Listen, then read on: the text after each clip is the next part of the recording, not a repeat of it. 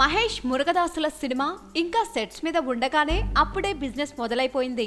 అది కూడా మామూలుగా కాదు, ఒక రేంజ్ లో.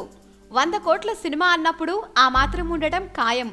కాకపోతే ఇప్పటి వరకు మహేష్ బాబు సినిమాల బిజినెస్ కి డబుల్ అమౌంట్ తో డీల్స్ క్లోజ్ అవుతున్నాయి.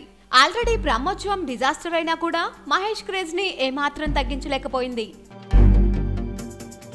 ఇక ఏజెంట్ శివ అనే టైటిల్ అంటూ ప్రచారం సాగుతున్న ఆ సినిమా శాటిలైట్ రైట్స్ ఏకంగా 26 కోట్లకు జీ నెట్వర్క్ కొనేసింది.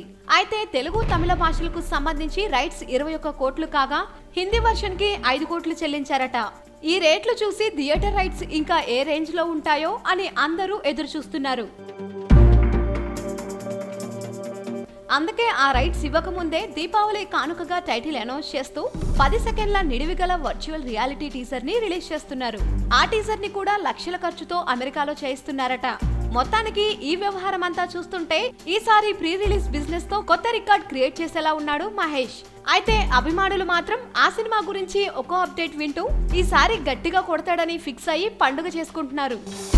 సబ్స్క్రైబ్ చేయడం మర్చిపోకండి. వీలైతే లైక్, కుదిరితే కామెంట్ పెట్టండి. ఇలాంటి ఇంట్రెస్టింగ్ బ్రేకింగ్ బిగ్ న్యూస్ మాకు తెలిసిన వెంటనే మీకు తెలియజేస్తాం. మాతో టచ్ లో ఉండండి.